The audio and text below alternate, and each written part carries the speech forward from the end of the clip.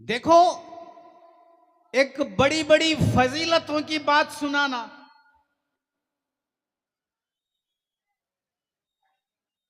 बड़ी बड़ी जन्नतें मिलने की बातें सुनाना, इतनी लाखों और करोड़ों नेकियां मिलने वाली हैं, तो ज्यादा से ज्यादा नेकियां मिलने की बातें सुनाना, फजीलत की बातें सुनाना, जन्नत के नाजो नेमतों की बात सुनाना, जन्नत के हूर व गिलमान की बातें सुनाना, जन्नत की ऐश व इशरत की बातें सुनाना,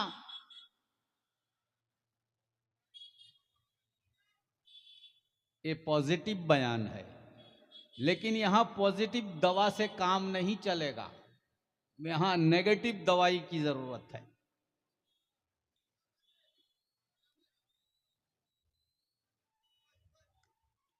भाई, जन्नत के मुकाबले में जहन्नम भी तो है। कुरान कहता है वलक़द ज़रअना लि जहन्नम कसीरम मिनल जिन्नि वल इंस।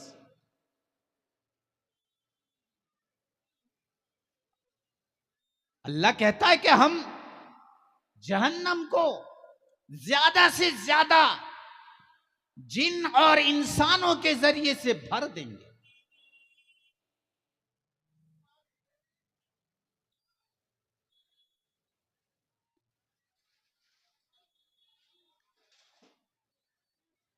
अगर सिर्फ नेकियों की बात सुनाई जाए,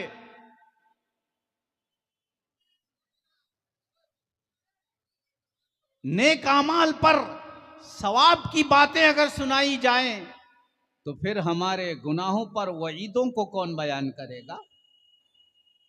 हमारी बुराइयों पर, हमारे बदअमाली पर जो सख्त से सख्त तरीन सजाएं हैं, उन सजाओं की बात कौन करे?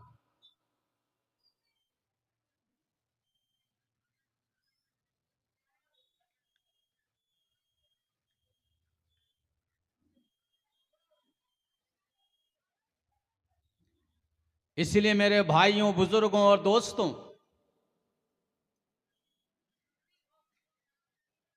मैं आम तौर से हालत हाजरा पर, अपनी कौम की बदहाली पर, अपनी कौम की खस्ता हाली पर, अपनी कौम के बदअमाली पर, इनकी बुराइयों पर, इनके गुनाहों पर, इनके क्राइम्स पर बात ज्यादा करता हूं।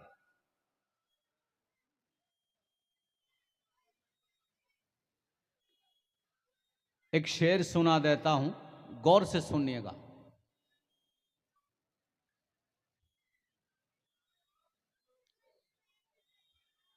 किसी ने कहा है, देखो ये बायां बायां तरफ है, मेरे हिसाब से ये बायां है, ये दायां है, और फजीलत दाएं की ज्यादा है, बाएं की कम है। बाएं के मुकाबले में अस्हाबुल यमीन, दाएं वाले ज्यादा फजीलत वाले होते हैं, लेकिन इधर फटकते नहीं है कोई। ये आखिर तक यही मामला चलेगा, इधर नहीं होंगे।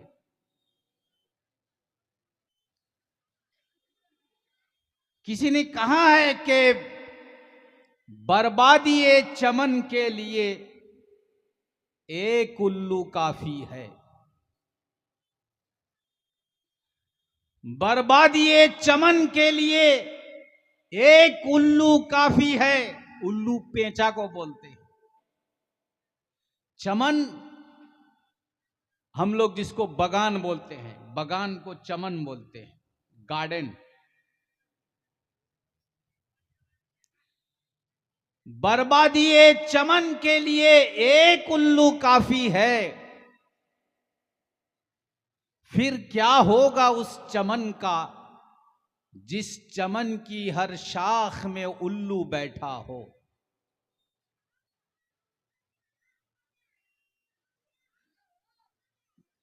शायर कहता है कि बर्बादी चमन के लिए एक उल्लू काफी है, यानी एक चमन को उजाड़ने के लिए, बर्बाद करने के लिए एक उल्लू काफी है, यानी एक पेंचा काफी है। फिर उस चमन का क्या आलम होगा जिसकी हर शाख में उल्लू बैठा हो। कहते हैं कि उस चमन और गार्डन की बर्बादी का क्या आलम होगा जिस चमन की हर शाख में, यानी उस बाग में जितने दरख्त हैं, जितने पेड़ हैं, और हर पेड़ की हर डाली में, हर शाख में अगर पेंचा बैठा हो, उल्लू बैठा हुआ हो, तो फिर उस चमन का क्या आलम होगा, यानी उसकी बर्बादी का क्या हशर होगा।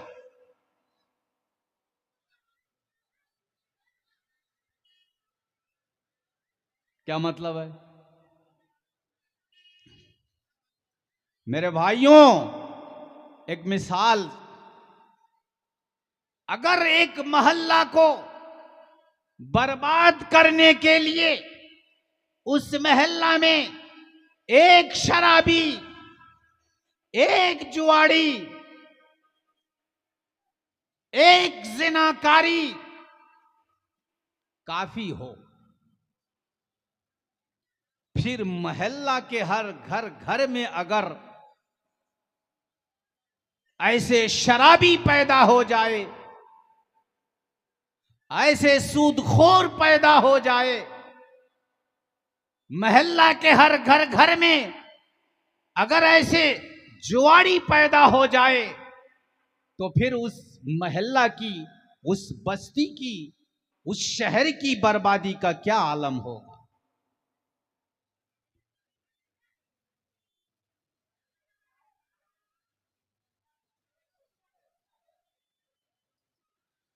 मेरे नौजवानों,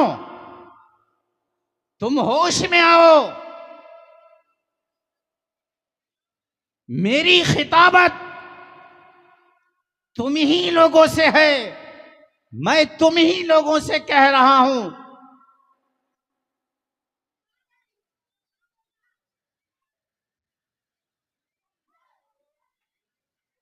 आज बर्बादी का नक्शा हमारी आंखों के सामने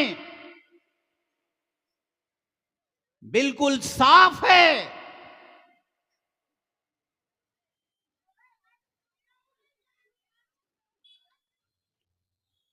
मेरे नौजवान गयूर दोस्तों, क्यों तुम होश में नहीं आते हो? आखिर इस मदहोशी में कब तक गुजारोगे?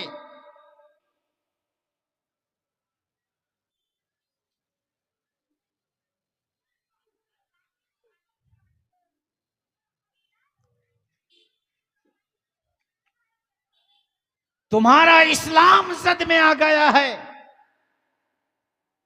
तुम्हारा दीन खतरे में आ गया है। आए दिन तुम्हारे दीन पर हमला हो रहा है, तुम्हारी मजहबी किताब पर हमला हो रहा है, तुम्हारे नबी मोहम्मद सल्लल्लाहु अलैहि वसल्लम पर हमला हो रहा है। मेरे मुसलमान नौजवानों,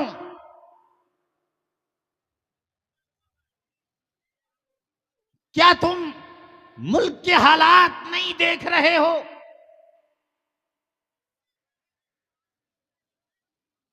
किस तरह से चारों तरफ से हमें घेरा जा रहा है।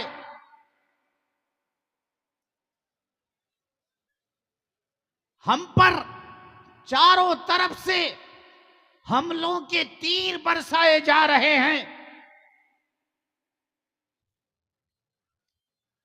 एक दिन की भी सुबह ऐसी नहीं होती है, सूरज कोई दिन रोशन नहीं होता है, कोई रात ऐसी हम पर नहीं गुजरती है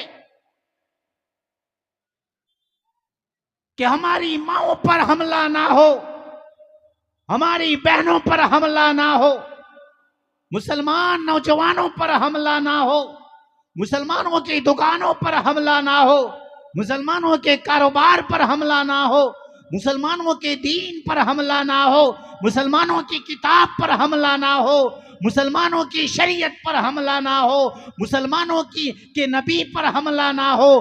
मेरे भाइयों, बुजुर्गों, दोस्तों, आखिर तुम कहां हो?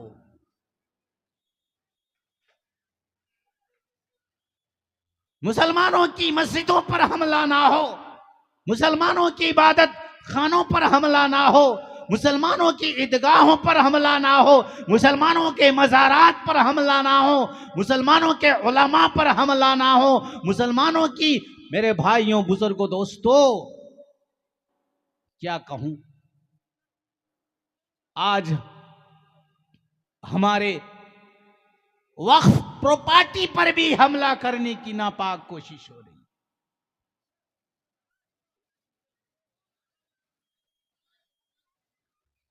और तुम फ्री फायर में मस्त हो, कितना बेहया हो।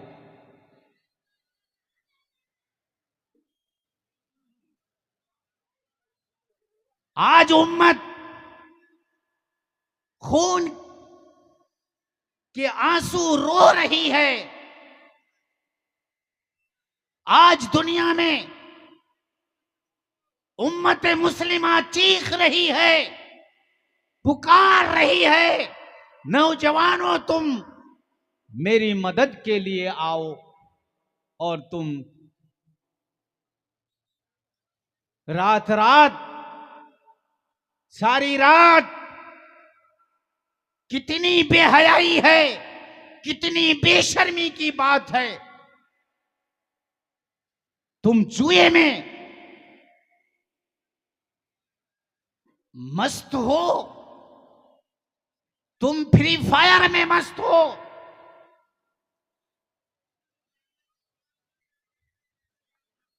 ऑफलाइन जुआ खेलना बंद करके अब ऑनलाइन में जुआ खेलना शुरू हुआ है। पूरी दुनिया डिजिटल है ना, अब ऑनलाइन में जुआ चालू हुआ है। एक एक रात तुम लाखों रुपया बर्बाद कर रहे हो। आज एक रास्ते से गुजरता हूं,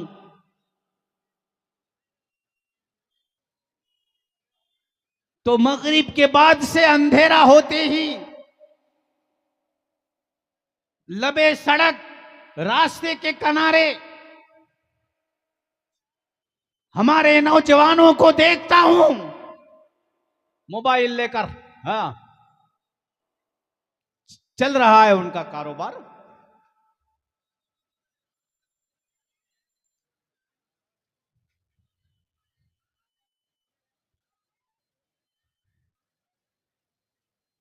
मेरे नौजवानों, तुम जरा सोचो,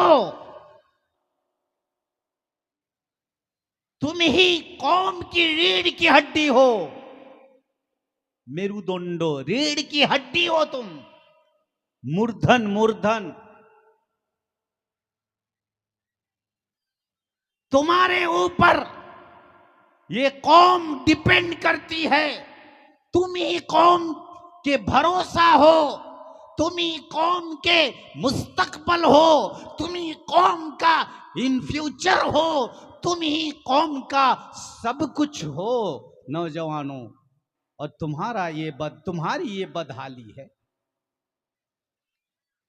आखिर ऐ नौजवानों, वो कौन सा गुनाह रहा है जो तुम लोगों के अंदर वो गुनाह नहीं पाया जाता है? शराब में तुम भरपूर हो, जिना में तुम मस्त हो, जुआ तुम लोगों का शेवा बन गया है।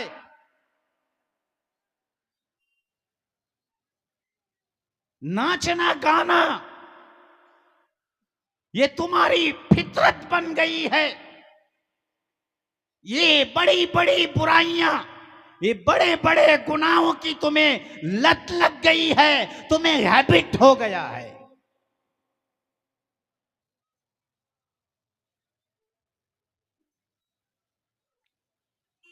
हैबिट, एडिक्शन हो गया है, लत लग गई है। आप लोगों को भी पता चले कि मौलवी साहब को भी थोड़ी बहुत अंग्रेजी आती है, बीच बीच में बोलना पड़ता है।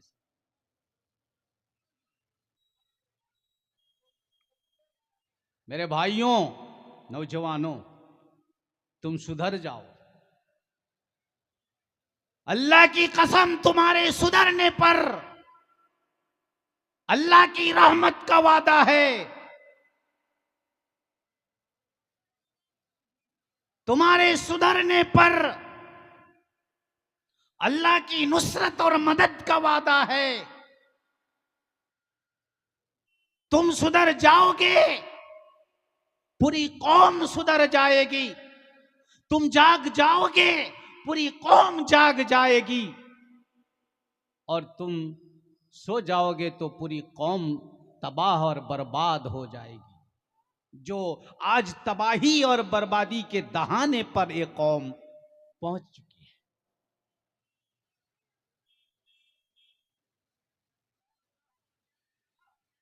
कसम खुदा की, 2 साल के अंदर ऐसे 20 वाकया, ये भगवानपुर चत्तर में, भगवानपुर चंडीपुर जो हम आपस में ज्यादा मिलते जुलते हैं, ऐसे 20 वाकया मेरे पास पहुंचा है। बड़े बड़े घराने के बच्चे जो कई कई करोड़ जुए में हार गए, कई कई करोड़। मैं झूठ बोल रहा हूं?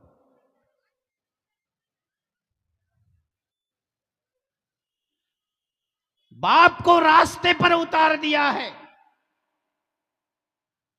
नंगा कर दिया है, तबाह और बर्बाद कर दिया है।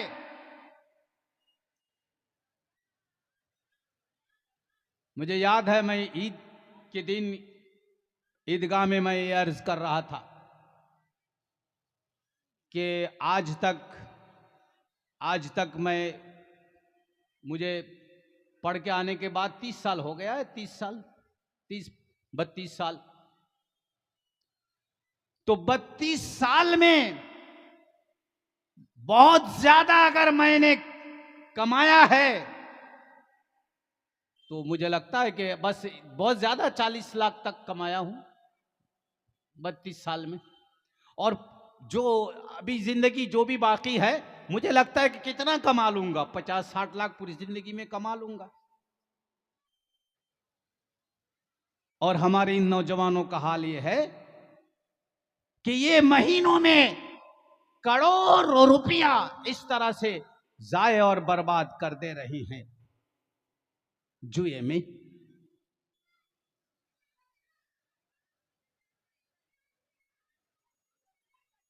मुसलमानों, नौजवानों, क्या तुम्हारी कोई जिम्मेदारी नहीं थी? तुम्हारा कोई फर्ज नहीं बनता था? तुम्हारे ऊपर किसी का हक नहीं है? क्या मुंह दिखाओगे?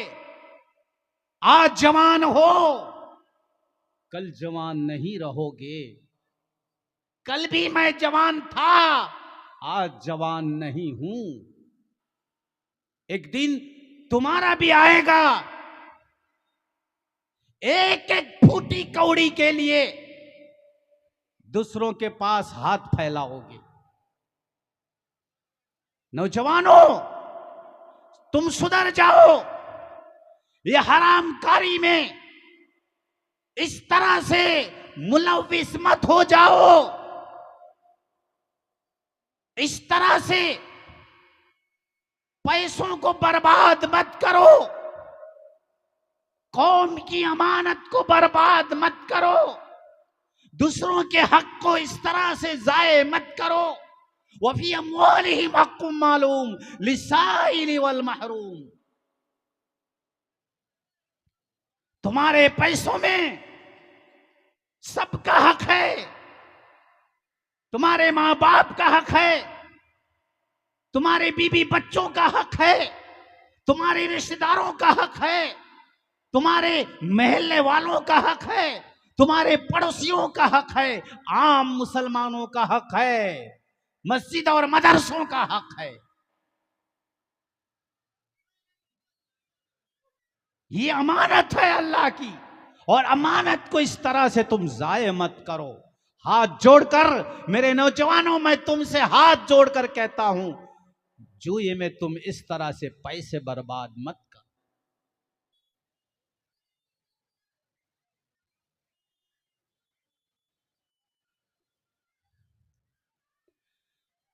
मैं आज इस दुसिया की सरजमीन पर ये दावे के साथ हदीस और कुरान की रोशनी में कहकर जाता हूं, लिख लो आप, चाहे वो कौम मुसलमान हो, चाहे वो कौम ईसाई हो, चाहे वो कौम यहूद हो, चाहे वो कौम कोई और सिख और पंजाबी या हिंदू हो, जो भी हो, जिस कौम के अंदर ये तीन बुराई पैदा हो जाएगी, आहिस्ता आहिस्ता वो कौम तबाह और बर्बाद हो जाएगी। एक नंबर में शराब, दूसरे नंबर में सूद, और तीसरे नंबर में जिना। जिना, शराब, सूद, ये ऐसा खतरनाक गुनाह है, इन गुनाहों के साथ कोई कौम दुनिया में पनप नहीं सकी है, तरक्की नहीं कर सकी है, न कभी कर सकती है। वो कौम बर्बाद होकर रहेगी।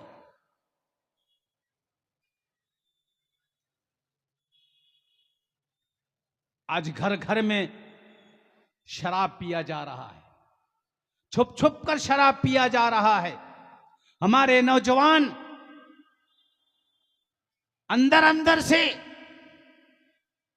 शराब के आदी बन जा रहे हैं। हमें मालूम है शराब कितना खतरनाक गुनाह है। कभी हमने सोचा है कि शराब कितना खतरनाक गुनाह है? मेरे पास अक्सर फतवे आते रहते हैं, मैं बोलता रहता हूं कि शौहर ने बीवी को 3 तलाक दे दी, और फतवे में लिखता है कि नशे की हालत में शराब पीकर उसने 3 तलाक दी है। गोया वो ये कहना चाहता है लिखने वाला कि नशे की हालत में 3 तलाक दी है शराब पीकर, लिहाजा ये तलाक वाकई नहीं होनी चाहिए। और उलमा किराम आज से हजारों साल पहले इतने चौकन्ने थे, उन्होंने 1000 साल पहले लिख दिया, व तलाक सकरान वाक़िउन, नशे आवर लोगों की तलाक, नशे की हालत में तलाक देने वाले की तलाक वाक़ई हो जाएगी, पड़ जाएगी।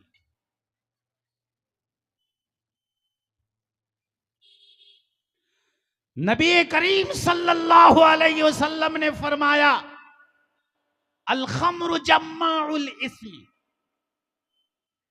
कि शराब इतना खतरनाक गुनाह है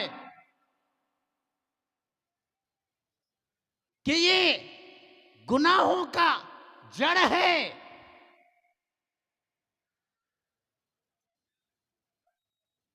सारे गुनाहों को ये जमा कर देता है। एक वाकया अभी थोड़े दिन पहले एक क्लिप मैंने सुना था, उसमें ये बात थी, ये कह रहे थे कि एक खूबसूरत बादशाह की बेटी, हसीन खूबसूरत, एक नौजवान जो बड़ा नेक, अच्छा नौजवान था, नेक था, एक नेक सालेह नौजवान पर वो फिदा हो गई, आशिक हो गई।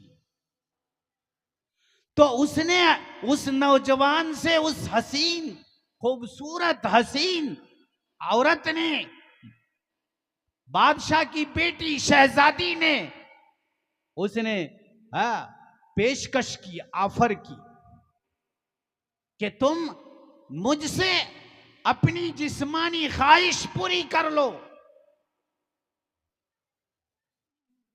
तो वो नौजवान कहता कि तौबा तौबा,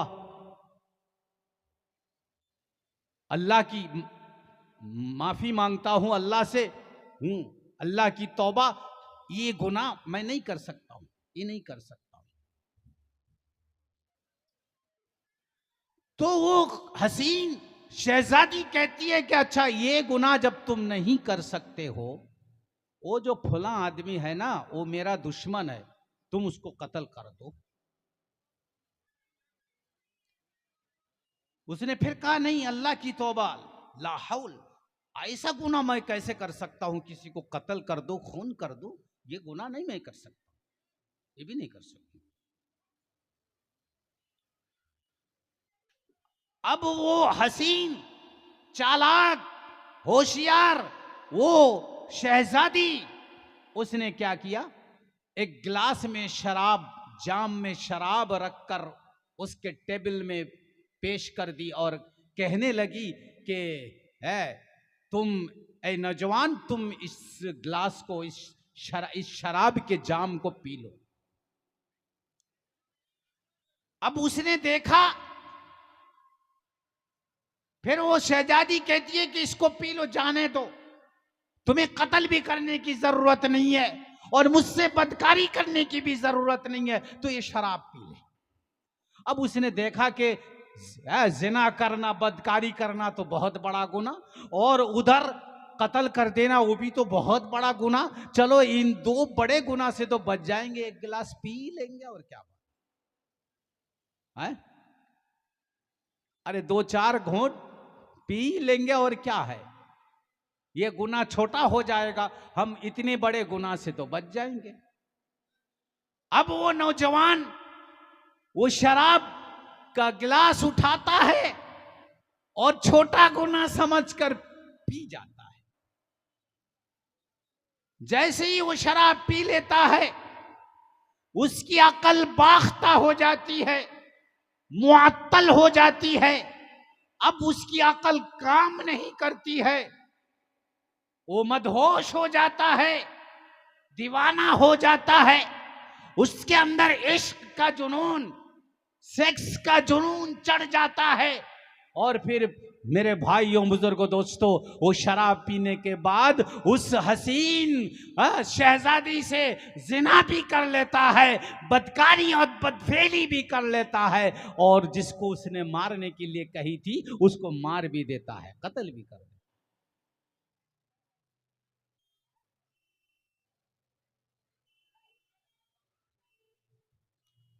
हो गया ना कितना खतरनाक गुनाह। आप सल्लल्लाहु अलैहि वसल्लम ने फरमाया, अल खमरु रासु कुल्ली खतियतिन, हर गुनाह का ये जड़ है, हर गुनाह के लिए रास्ता हमवार करता है।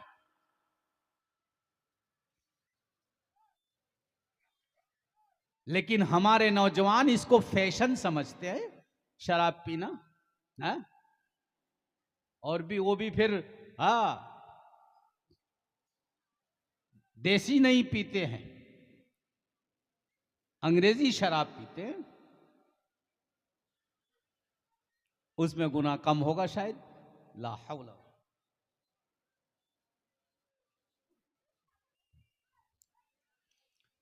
आप सल्लल्लाहु अलैहि वसल्लम ने फरमाया है, इदा ज़हरा फी क़रयतिन,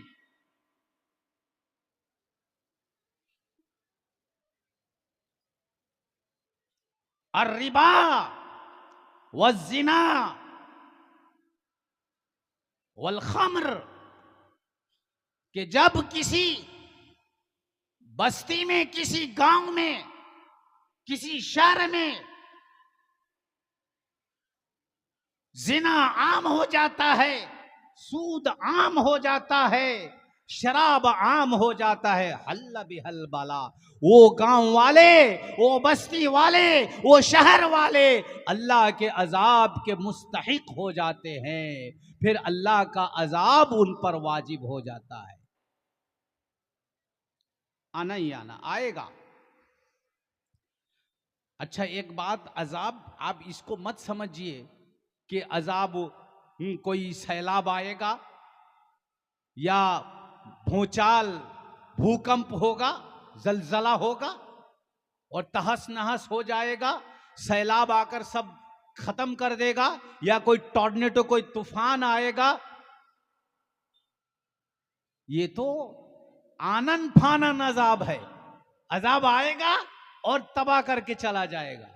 मेरे भाइयों बुजुर्गों दोस्तों, ये भी तो बड़ा अजाब है जो आज दिल का दौरा हो रहा है, हार्ट अटैक हो रहा है।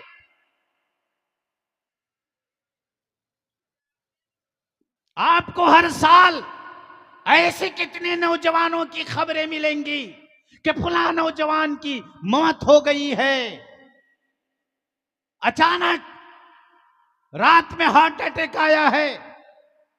यूं दर्द शुरू हुआ, घंटे 2 घंटे में काम खत्म। ये अजाब नहीं है?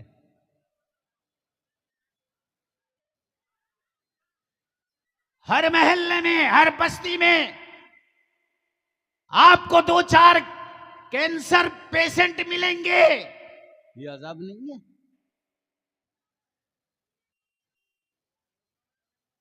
एक एक घर में दर्जनों में बीमार पाए जाते हैं। कई कई लोग एक ही घर में 2-4 शुगर पेशेंट हैं, 2-4 को थायराइड है, 2-4 को एसिडिटी की बीमार है, गैसेस की बीमारी है, पता नहीं पूरे घर का घर पूरा बीमार है। ये बीमारी, ये अजाब नहीं है? किसने बोल दिया है ये अजाब नहीं है? ये भी अजाब की एक किस्म है, काइंड ऑफ अजाब। अल्लाह के अजाब की ये भी एक किस्म है। आपको बात समझ में नहीं आ रही है? आज ये गैरों को हमारे खिलाफ किसने वर्गलाया है? हमारी नफरत इन गैरों के दिलों में किसने भर दी है? ये अजाब है, अजाब। मुसलमानों, तुम अपने फरीजों से, अपनी जिम्मेदारियों से गाफिल हो गए हो, इसलिए अल्लाह ने गैरों को तुम पर मुसल्लत कर दिया है। ये भी अजाब है।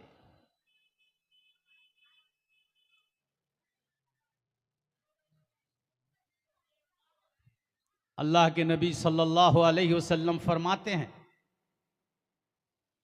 कि शराब पीने वाले पर अल्लाह की लानत है,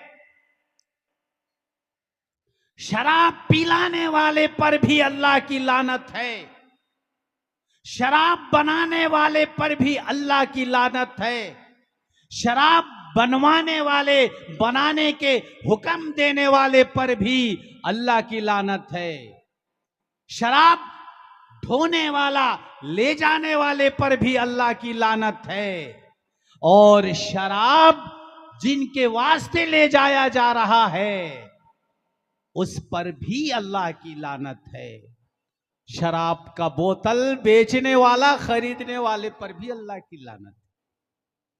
मुसलमानों, तुम शराब की बोतल है खरीदते हो, फोड़ दो उसको, तोड़ दो, मत खरीदो। उससे गुनाहों की मदद होती है। एक मर्तबा जिब्रील अलैहिस्सलाम अल्लाह के नबी सल्लल्लाहु अलैहि वसल्लम पर के पास तशरीफ लाए। हजरत जिब्रील अमीन ने आप सल्लम से फरमाने लगे, ऐ मोहम्मद, अल्लाह की तरफ से मैं आया हूं और अल्लाह ताला ने ये कहा है कि शराब पीने वाले पर मेरी लानत है। अल्लाह कह रहा है शराब पीने वाले पर मेरी लानत है, शराब पिलाने वाले पर मेरी लानत है, शराब बनाने वाले पर मेरी लानत है, शराब बनवाने वाले पर मेरी लानत है, शराब बेचने वाले पर मेरी लानत है, शराब ले जाने वाले पर मेरी लानत है, जिनके वास्ते ले जाया जा रहा है उन पर भी मेरी लानत है। हजरत जिब्रील अलैहिस्सलाम आकर नबी मोहम्मद सल्लल्लाहु अलैहि वसल्लम से फरमाते,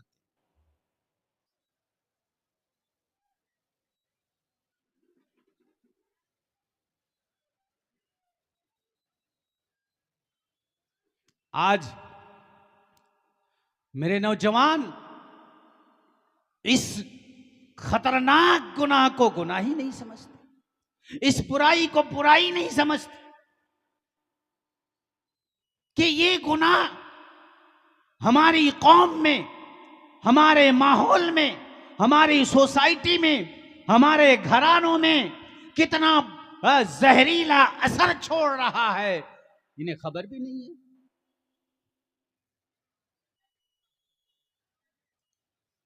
इसलिए नौजवानों, अल्लाह के वास्ते अगर ये बुरी लत आपको लग गई है, अल्लाह के वास्ते हाथ जोड़ता हूं, छोड़ दो, छोड़ दो, इस गुनाह को छोड़ो।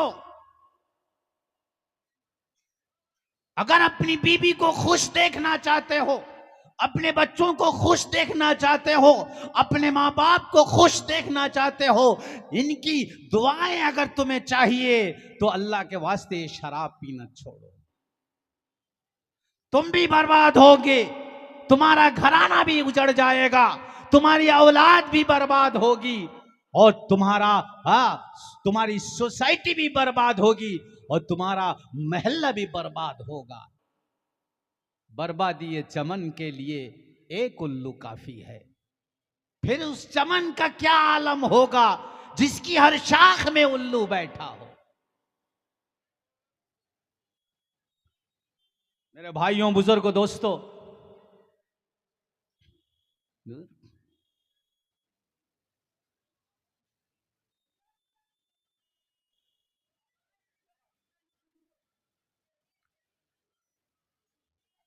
शायद मेरे बाद जो मुकर्रिर हैं वो अब आते ही होंगे। और actually I am not lecturer, मैं कोई मुकर्रिर आज का नहीं हूं। ये तो मैं दोस्ताने के खातिर, मोहब्बत के खातिर, आप लोगों की चाहते हैं, मोहब्बतें हैं, इसलिए हर साल की तरह इस साल भी आप लोगों से कुछ अर्ज कर दे रहा हूं, क्योंकि आप अपने हैं। गुस्सा अपनों पर निकाला जाता है, दिल का भड़ास अपनों पर निकाला जाता है, दिल की बात अपनों से कही जाती है। बेगानों से हम क्या कहें? हमें बेगानों से शिकायत नहीं है, अपनों से शिकायत है।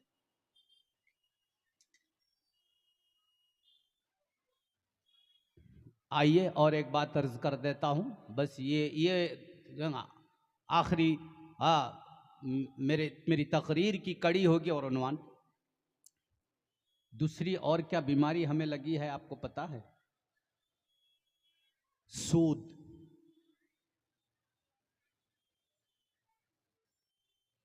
जैसे शराब से भी ज्यादा तेजी के साथ, रफ्तारी के साथ हर घर घर में सूद पहुंच गया है।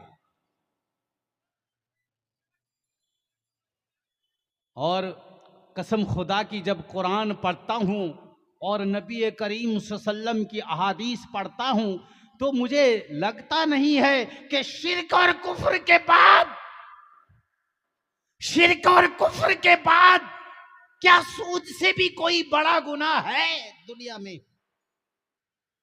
मुझे लगता नहीं है। एक ही हदीस से आपको समझ में बात आ जाएगी कि सूद कितना खतरनाक और संगीन जुर्म है। और आज के दौर में अगर दूसरा गुनाह से बहुत सारा घर बचा हुआ है, लेकिन सूद एक ऐसा गुनाह है कि मुश्किल से कोई गांव का कोई घर बचा होगा जिस घर वाले सूद के साथ किसी भी तरह से जुड़े हुए नहीं है, मुलव्विस नहीं है। अल्लाह के नबी सल्लल्लाहु अलैहि वसल्लम मेरे धूसिया के नौजवानों और मेरे मुरब्बियान, मेरे बुजुर्गान, मेरे हम उमर, मेरे अहबाब, मेरे दोस्तों, मेरे भाइयों, आज आप भी ये सुनते जाइए। अगर सुने भी होंगे, आज मेरी जुबान से, मेरे अंदाज में आप भी सुनते जाइए। नबी करीम सल्लल्लाहु अलैहि वसल्लम फरमाते हैं कि सूद के गुनाहों का 73 दर्जा है, 73 दर्जे हैं सूद के गुनाहों के। एकदम 73, 72, 70, 69 है, फिर 80, 68, 68, 67, इस तरह से आप एक के बाद एक उतरते आइए। और आखिरी एक नंबर में जो आएगा, ऊपर से नीचे, नीचे का जो दर्जा का जो गुनाह है, नबी करीम सल्लल्लाहु अलैहि वसल्लम फरमाते हैं कि सबसे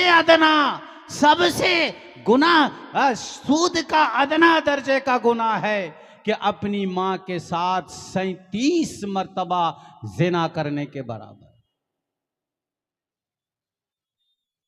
इससे बढ़कर आपको और क्या चाहिए? इस गुनाह की, इस बुराई, इस यानी गुनाह की सजा, और कितना बड़ा गुनाह, इस हदीस से आपको जरूर एहसास हो रहा होगा कि कितना सख्त तरीन गुनाह है।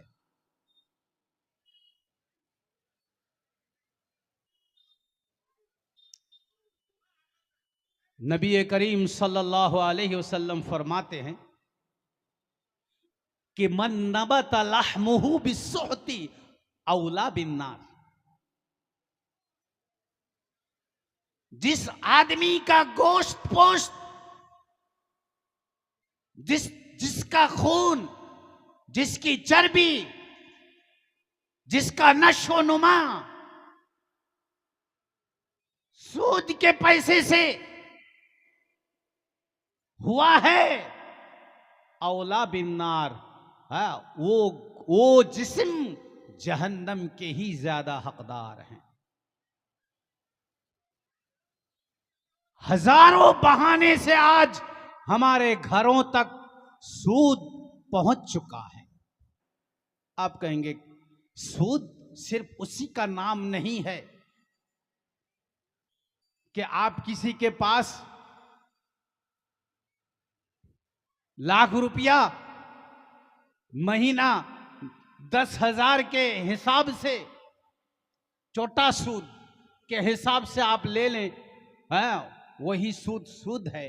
और अगर आप 1,000 रुपया के हिसाब से अगर लीजिएगा तो वो सूद नहीं है, ऐसे नहीं है। सूद ही है। मेरे भाइयों, बुजुर्गों और दोस्तों, अफसोस इस बात पर है कि आज हमने अपनी माओं को, अपनी बेटियों को, अपनी बहनों को, अपनी बीबियों को, अपने घर की मस्तूरात को भी सूदी लेन देन में, सूदी मामलात में हमने ढकेल दिया है। यानी जहन्नम का दरवाजा हमने उनके वास्ते भी खोल दिया है।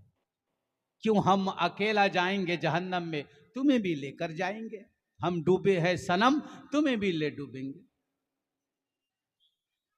ये क्या है जो आज हमारे इन इलाकों में जो ग्रुप लोन, बंधन लोन, ये सब लोन के नाम से जो कारोबार चल रहा है, सूदी मामला चल रहा है।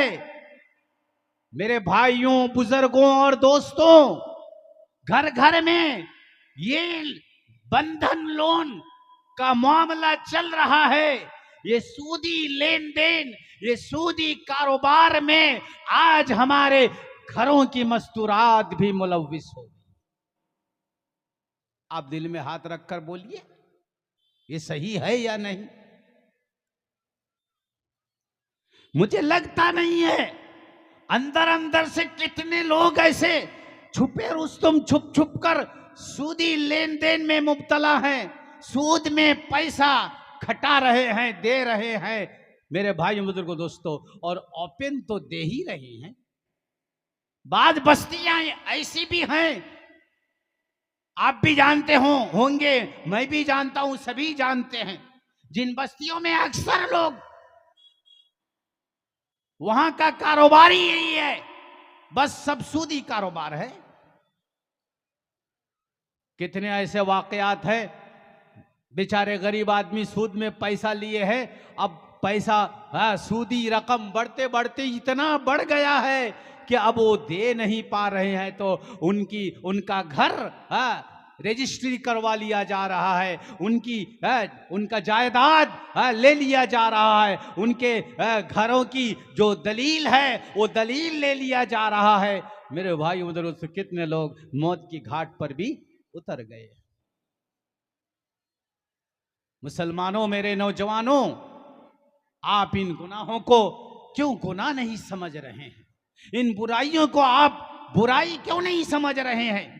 कुरान कहता है फइलम तफअलू फअज़नु बिहर्बिम मिनल्लाहि व रसूलिही।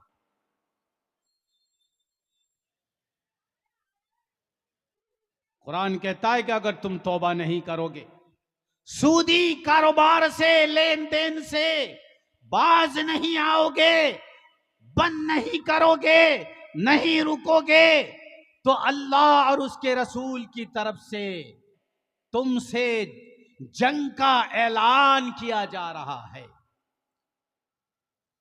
कौन है दुनिया में जो अल्लाह और उसके रसूल से जंग करके जीत जाएगा?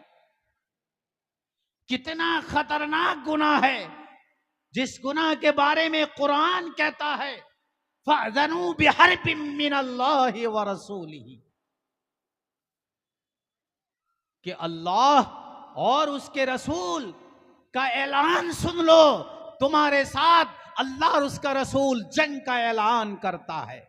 ऐसा नहीं है कि मैदान में सूदखोर वालों के साथ अल्लाह और उसके रसूल उतर आएंगे और जंग करेंगे, लड़ेंगे।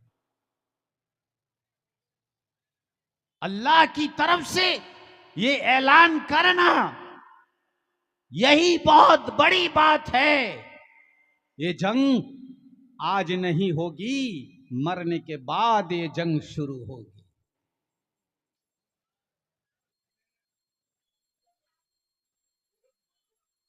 नबी करीम सल्लल्लाहु अलैहि वसल्लम को मेराज हुआ। आप सल्लल्लाहु अलैहि वसल्लम ने एक जगह आपने देखा कि कुछ लोग खून के समंदर में तैर रहे हैं और उनकी सांसें ऊपर को चढ़ रही हैं, वो डूबने और मरने के करीब है। बहुत कोशिश कर रहे हैं कि किनारे आकर लग जाएं और खुशकी में उठ जाएं, लेकिन जैसे ही वो किनारे आते हैं तो फरिश्ते बड़े बड़े पत्थर लेकर खड़े हैं और उनको पत्थर से मारते हैं।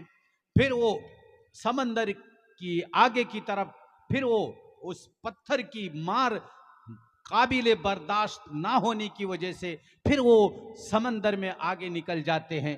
फिर आते हैं तो फिर मारा जाता है। फिर तो उनकी ये बदहाली और उनकी ये यानी एक अजीब व गरीब कैफियत देखकर नबी करीम सल्लल्लाहु अलैहि वसल्लम रो पड़ते हैं और आप सल्लम को बहुत तकलीफ होती है। आखिर ये कौन सी कौम है जिसको इतनी खतरनाक सजा दी जा रही है? फरिश्ते कहते हैं कि ये वो लोग हैं जो दुनिया में सूद खाया करते थे। मेरे भाइयों, बुजुर्गों और दोस्तों, कुरान कहता है अल्लज़ीना याकुलूना रिबा ला यक़ूमूना कमा यक़ूमुल्लज़ी यतख़ब्बतुहु शैतानु मिनल मस।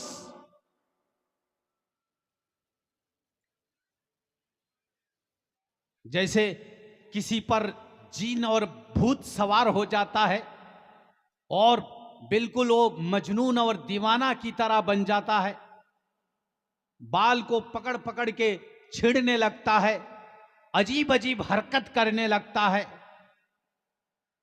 मेरे भाइयों, बुजुर्गों, दोस्तों, कयामत के दिन सूदखोरों को कुरान कहता है कि इस तरह से पागल और मजनून और दीवाने की शक्ल में उठाएगा। उस दिन, कयामत के दिन, जो इतना हवलनाक दिन होगा, दिल दहला देने वाला वक्त होगा, नफसी नफसी का आलम होगा, लेकिन इसके बावजूद इन सूदखोरों की तरफ लोग देखकर हैरत करेंगे और अफसोस करेंगे, आखिर ये लोग कौन है। इसलिए मेरे भाइयों, बुजुर्गों और दोस्तों, मेरे नौजवानों, तुम इन बुराइयों को अल्लाह के वास्ते छोड़ो।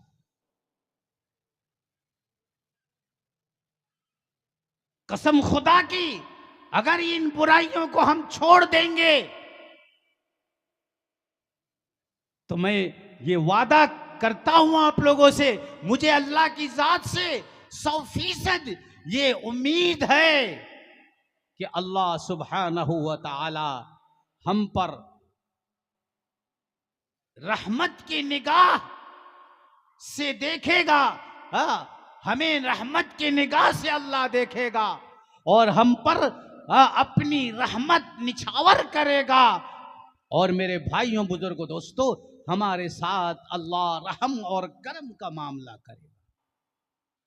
मुसलमानों, इसलिए हमें चाहिए कि हम अपने हालात को बदलें। कुरान कहता है, इन्नल्लाह ला युगय्यिरु मा बिकौमिन हत्ता युगय्यिरु मा बिअनफुसिहिम। अगर हम खुद अपनी हालात को बदलने की कोशिश नहीं करेंगे, अल्लाह हमारी हालात को नहीं बदलेगा। हम बदलने की कोशिश करेंगे तो अल्लाह हमारी मदद करेगा, फिर अल्लाह हमारी तरफ मुतवज्जे होगा, अल्लाह हमारी हालात को बदल देगा। इसलिए आज इस कौम के अंदर जो बुराइयां हो रही हैं, खुलेआम जो बुराइयां हो रही हैं, मैंने एक हदीस शुरू में आप लोगों से पढ़ी थी और कुरान करीम की एक आयत मैंने तिलावत की थी। कुरान कितना साफ साफ कहता है, तावनु अलल बिर्रि वत्तक़वा वला तावनु अलल इस्मि वल उद्वान। लोगों, तुम नेकी के कामों में, दीनी कामों में, अच्छे कामों में, सोशल वर्क में, समाजी कामों में, लोगों के फायदा के लिए, खिदमत खल्क के लिए, इस तरह से अच्छे कामों के अंदर तुम एक दूसरे का हाथ बटाओ, एक दूसरे का कोऑपरेट करो, एक दूसरे की मदद करो, एक दूसरे का ताउन करो।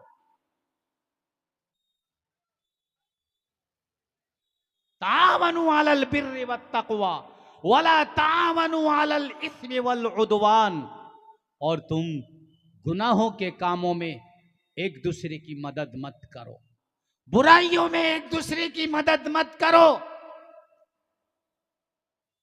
गुनाहों के लिए तुम मदद मत करो, गुनाहों के वजूद में आने के लिए तुम कभी भी किसी की मदद मत करो। वला तावनु अलल इस्मि वल उद्वान, इसलिए कि उससे माहौल खराब होगा, उससे कौम तबाह होगी, उससे इलाके में जहरीले असर पैदा होंगे, बुराइयां पैदा होंगी। लिहाजा कुरान कहता है, वला तावनु अलल इस्मि वल उद्वान, कि तुम गुनाहों में, जुल्म और ज्यादती में, नाइंसाफी में तुम एक दूसरे की मदद मत करो।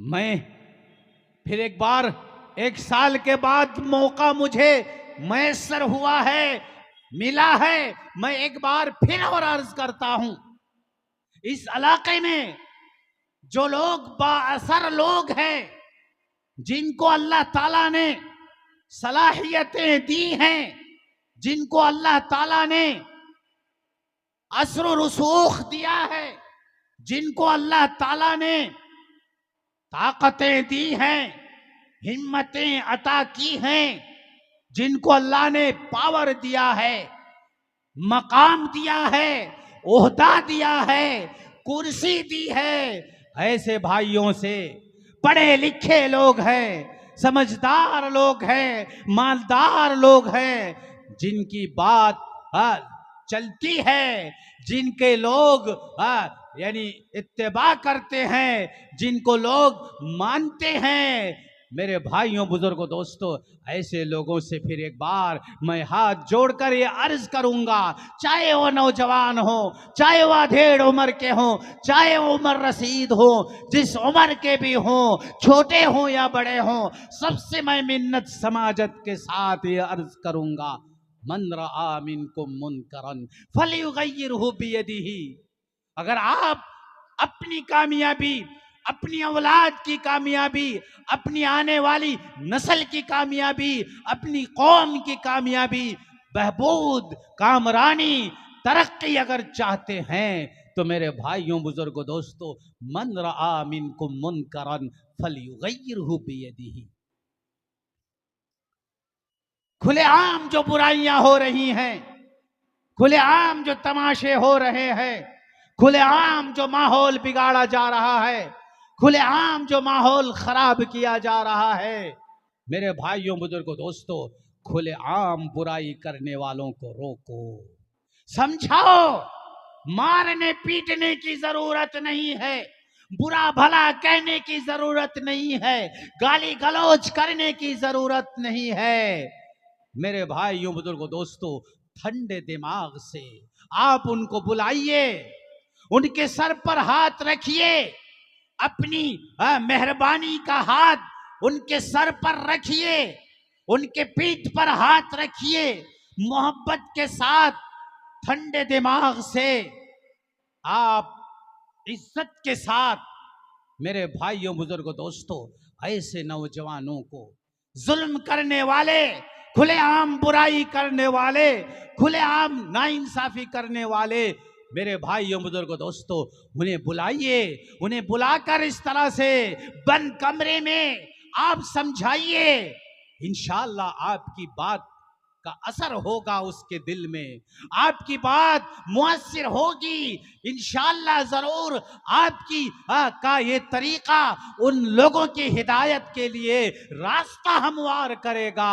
मेरे भाइयों बुजुर्गों दोस्तों, ये आप कीजिए, ये तरीका अपनाइए, इंशाअल्लाह आपके इलाके से एक एक बुराई छट जाएगी, दूर हो जाएगी, खत्म हो जाएगी, और आपको एक बेहतरीन सोसाइटी मिलेगी, एक बेहतरीन माहौल मिलेगा, एक दीनदार माहौल मिलेगा, एक शरीफ माहौल मिलेगा, एक संजीदा माहौल मिलेगा, आपको एक इंटेलिजेंट माहौल मिलेगा, अच्छी औलाद आपको मिलेगी, अच्छी नस्ल आपको मिलेगी, आपका भविष्य रोशन होगा, आपका मुस्तकबल रोशन होगा, आपका फ्यूचर रोशन होगा, मेरे भाइयों बुजुर्गों दोस्तों, और तालीमी गुल खिल जाएगा, और तालीम का माहौल तैयार होगा, एजुकेशन का माहौल तैयार होगा, अखलाक का माहौल तैयार होगा, दीनदारी का माहौल तैयार होगा,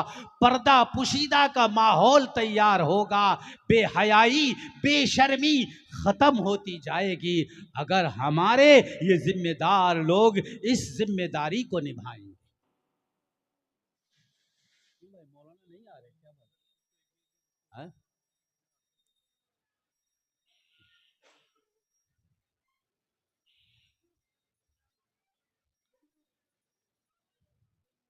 नबी करीम सल्लल्लाहु अलैहि वसल्लम कितनी अच्छी बात फरमाई, हमारी हिदायत के लिए आप सल्लल्लाहु ने कितनी अच्छी बात फरमाई, मन रआ मिनकुम मुनकरन फलयुगय्यिरहु बियदिही, कि अगर तुम अपने माहौल में, अपनी कौम में, अपने समाज में कोई बुराई देखो, कोई बेहयाई देखो, कोई जुर्म देखो, कोई जुल्म अगर तुम देखते हो, तो आप सल्लम फरमाते हैं कि तुम अपना पावर के जरिए से, अपना पावर के जरिए से, अपनी ताकत के जरिए से, अपनी ताकत के बलबूते तुम उसको रोको, रोको। लिहाजा आए मेरे मालदारों, तुम अपने माल के पावर से उनको रोको। ऐ मेरे पढ़े लिखे तबके, तुम अपनी तालीम और शिक्षा के जरिए से उनको रोको। ऐ मेरे समझदार तबके, तुम अपनी समझदारी के जरिए से रोको। ऐ मेरे नेताओं, तुम अपनी नेतागिरी के जरिए से तुम उनको समझाओ और रोको। अपना पावर उन बुराइयों को रोकने के लिए इस्तेमाल करो।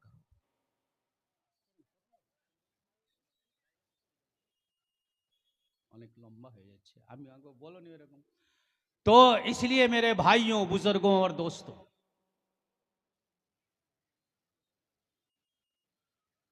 आप सल्लम फरमाते हैं कि अगर तुम्हें अपने पावर इस्तेमाल करने की हिम्मत नहीं है,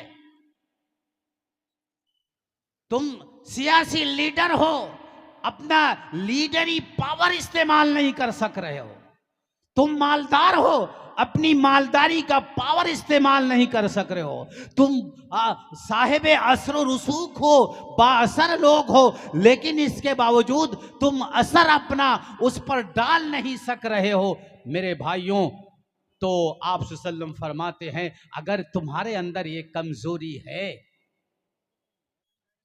अगर तुम्हारे अंदर ये कमजोरी है, तो तुम जुबान से रोको। फ़इल्लम यस्तती फ़बिलिसानिही,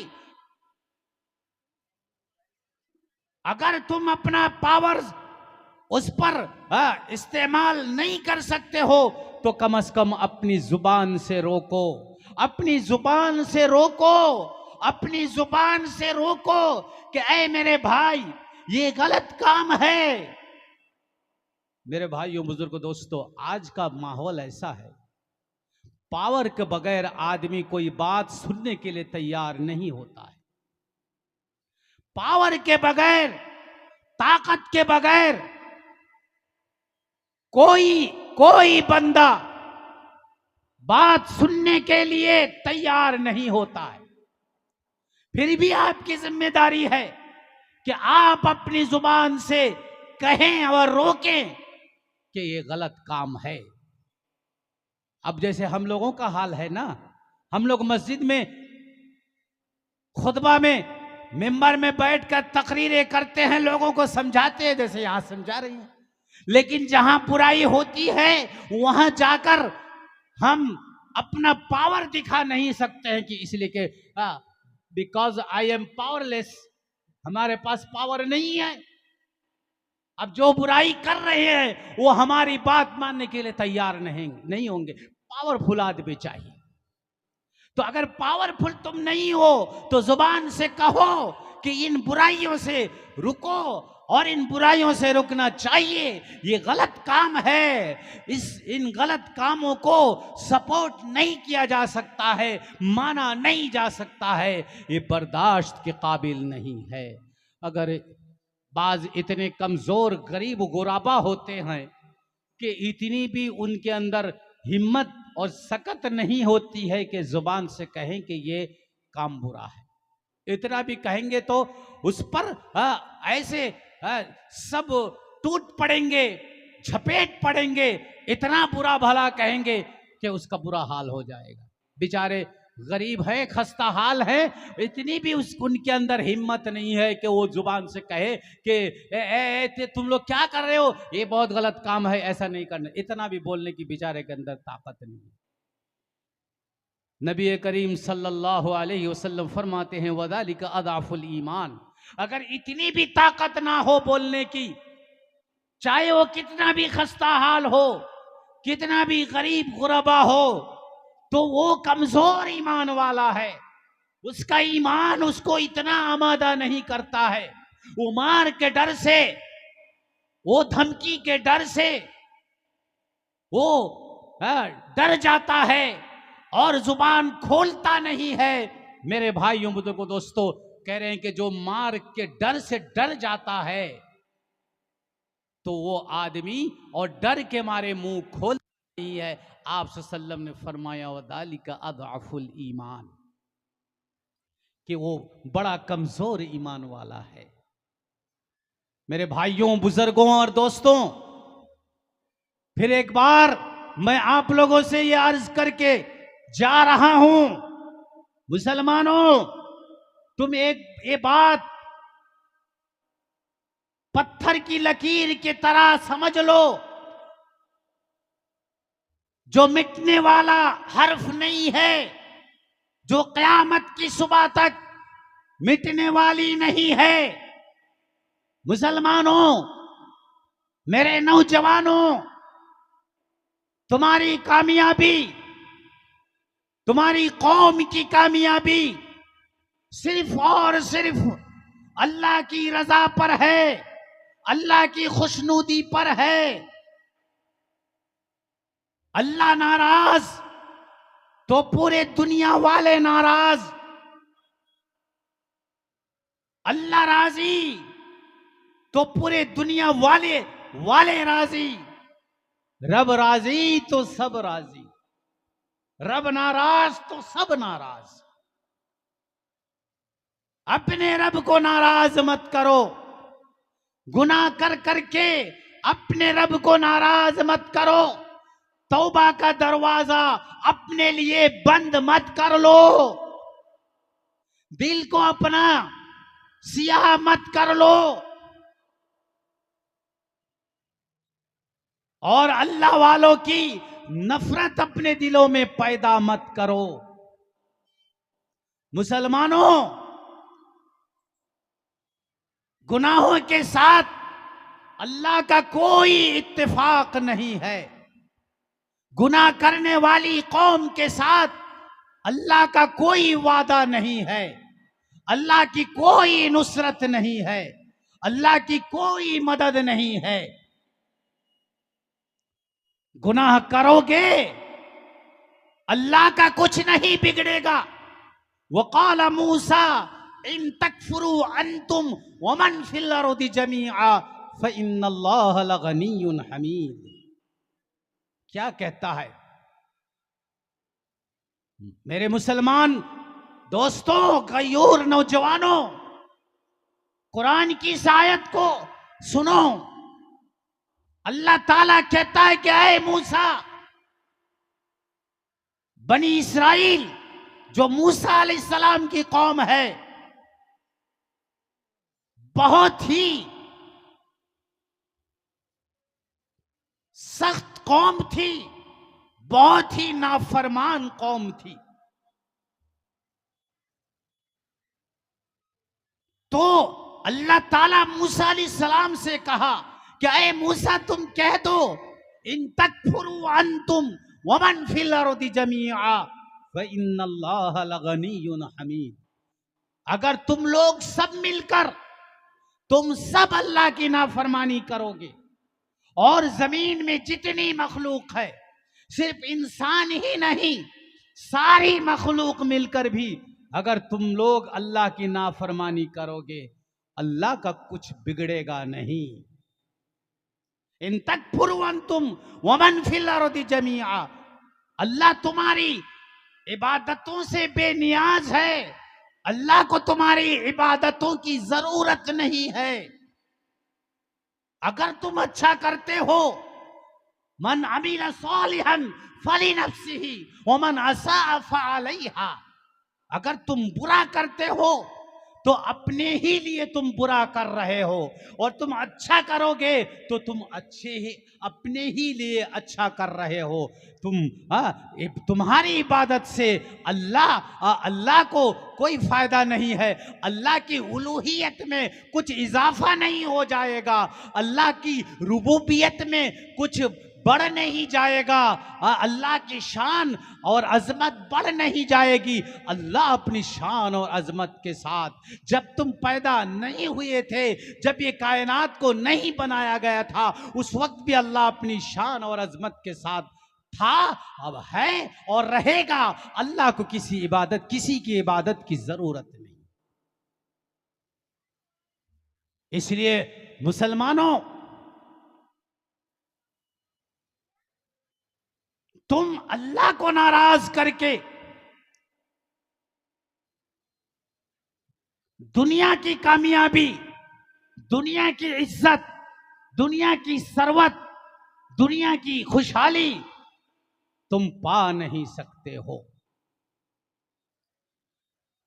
तुम्हारी दीन और दुनिया की हर तरह की कामयाबी सिर्फ और सिर्फ अल्लाह के दीन के अंदर छुपकर है, अल्लाह के हुक्मों की पाबंदी में छुपकर है, अल्लाह की रजामंदी में छुपकर है।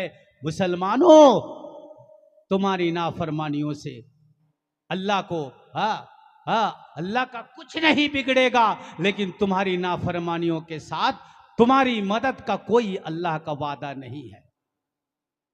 तुम पिटोगे, तुम मरोगे, तुम कटोगे, तुम बटोगे, जो भी होगा होगा तुम्हारा, अल्लाह को परवाह नहीं है। ला युबालिहिमुल्लाहु बालतन यज़हबु सालिहून अल-अव्वल फल-अव्वल व तबका हुफालतुन का हुफालति शईर।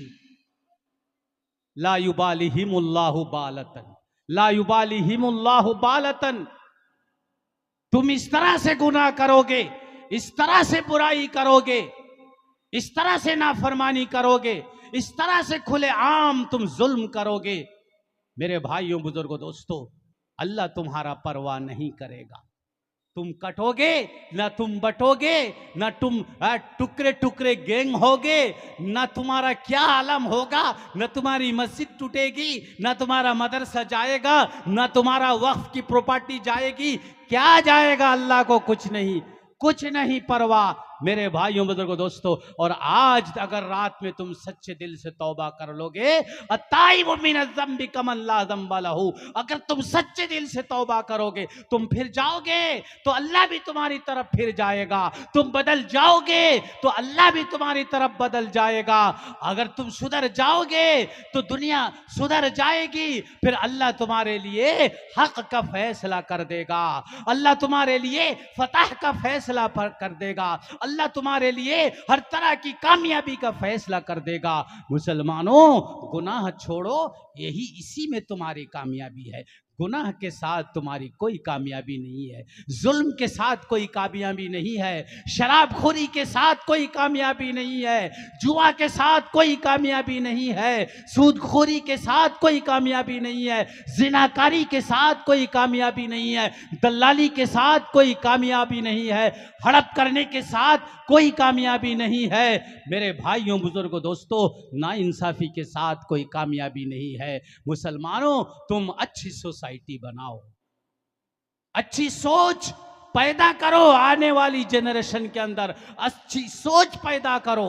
तुम शराब पियोगे, तुम जिना करोगे और तुम सूद खाओगे, तुम दलाली करोगे, और मेरे भाइयों, बुजुर्गों, दोस्तों, तुम लड़ोगे, मरोगे, सियासत करोगे, तो जाहिर सी बात है कि इन बुराइयों का असर जो है तुम्हारी आने वाली नस्ल में यानी 100%, 100% इसका असर उन पर पड़ेगा, और ये इस रंग से वो रंगेंगे। मेरे भाइयों, बुजुर्गों, दोस्तों, जितने तुम बुरे नहीं होंगे, उससे ज्यादा वो आने वाली तुम्हारी नस्ल बुरा होगी। इसलिए मेरे भाइयों, बुजुर्गों, दोस्तों, हमारे बाद जो हमारे आज के मदऊ मुकर्रिर, जो मुंतखब मुकर्रिर, जिनको बाकायदा आज आप लोगों को के लिए उनकी खिताबत के लिए उनको दावत दी गई है, तशरीफ़ फरमा है।